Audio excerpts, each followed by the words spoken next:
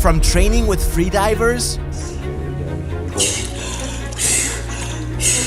to learning parkour and even filming underwater, Avatar: The Way of Water was one of the most challenging and game-changing films ever made. Here's how the greatest 3D film of all time came to life. Welcome to Explained. After 13 years, it's time to go back to the world of Pandora and live amongst the Na'vi. Like the first movie, James Cameron's second film was also a massive production. So what makes it a bigger masterpiece? A lot of it was literally filmed underwater. So the physical challenges the actors overcame, combined with the unique performance capture systems, is absolutely insane. But how exactly did James Cameron pull this off? For starters, the actors' physical abilities were pushed to the limit. They learned skills like archery. I can only shoot like a Na'vi. I cannot do archery like a human. And even parkour. And this, which was particularly difficult for actors like 71-year-old Sigourney Weaver, who plays a teenager. All the diving and the parkour and all those things, I was determined that I could do everything everyone else could. But the most challenging was filming entire scenes underwater. Usually in films, underwater scenes are filmed on dry land. Remember this scene from the first Avatar film, where a Thanator chases Jake over a waterfall?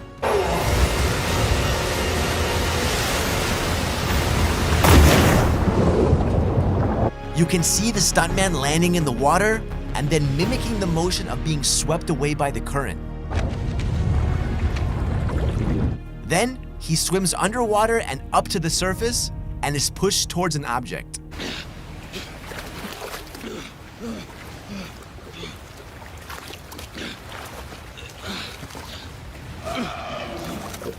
While this technique may have worked for a short scene, Cameron had to find a more natural way to film longer underwater scenes in Avatar 2. The way of water connects all things. So he literally had the cast train with freedivers in Hawaii for months. They learned special techniques to hold their breath for several minutes and stay calm. We did work with world-renowned free divers that train Navy SEALs. He gets us in a meditative state, and he helps us lower our heart rate.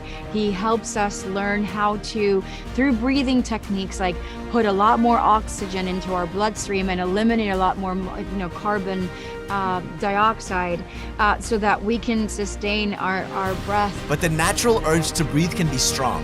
So Kirk Crack, a highly skilled diving professional and coach, taught them how to distract themselves if that happened. When the desire to breathe comes, he called it the dirty villain. And you ignore the dirty villain, you go, ha, you, go away.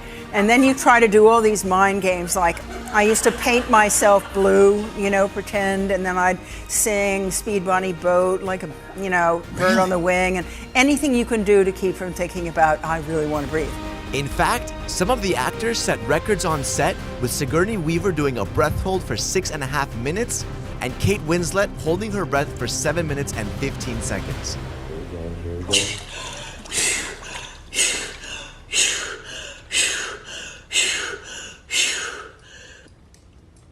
Am I dead? Am I dead? You are alive. You're very much alive. What was that? What do you think it was? I don't know. It could have been 6:10. It could have been 7:10. It was 7:15. If you've enjoyed the video so far and want to see more of these, hit that like button and subscribe to Explained. Actors also had to master acting out emotional scenes underwater and avoid blinking as much as possible. And this wasn't an easy trick either. Your movements are very, very different underwater. So rather than sort of sculling all the time or desperately trying to kick your legs to sort of stay in one place, finding that serenity and that calm, that's another thing. So there's all of that to take care of first. What Jim asked us to do, which was, I thought, hard, was when you're underneath the water, you can't go, you have to pretend you're so happy, you have to go. While professional underwater gymnasts performed the dance scenes for the movie, the actors had to learn to perform natural fluid movements for other scenes. And to help them move faster and more efficiently when needed, the actors had jetpacks strapped to their hands. They also had underwater scooters that looked like rideable aquatic creatures. They called me and because they had these creatures and stuff underwater, and they wanted to make the creatures move. And I had these underwater scooters. I did a movie for Bethany Hamilton, and I turned it into a shark. So the Avatar, when it first started out, they rented a bunch of my underwater scooters, which go like 20 knots or 18 knots underwater really fast, and you can jump out of the water like a dolphin. So they rented those from me, and then they discovered that they probably needed like 30 of them. The technology behind Avatar is equally mind-blowing. James Cameron built a gigantic pool in the studio that could hold 3.4 million liters or 900,000 gallons of water. That's almost 1.5 Olympic swimming pools or 18,927 bathtubs. But motion capture for an animated 3D film in a pool that large was problematic. Traditionally, multiple motion capture cameras, also called mocap cameras, are used to film in a 3D space. Actors wear motion capture suits with trackers and act out scenes in halls where mocap cameras are mounted on walls and the ceiling. Simultaneously, camera operators shoot reference footage on traditional cameras. But Avatar: The Way of Water was different. A lot of the scenes were filmed underwater, so they had to come up with a new performance capture system. For the scenes on dry land, Cameron used a specifically configured Sony Venice camera with a 3D stereoscopic beam splitting system. Then, to capture the action on the water surface, he used mocap cameras mounted on the ceiling above the pool. And for the underwater scenes, a large number of special motion capture cameras were built and mounted inside the pool. Even the camera rigs used by the underwater cameramen were specially made. Traditional underwater camera housing wasn't an option for the 3D cameras they were using. On the other hand, the usual IMAX beam splitter rigs weren't an option either because they weigh over 100 kilos.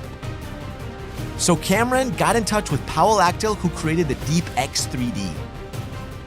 This rig weighs less than 30 kilos, which isn't a lot when you're floating in water, and they can be operated by just one person. The cameras were also combined with custom Nikonos submersible lenses, which gave them clean, distortion-free 3D IMAX footage.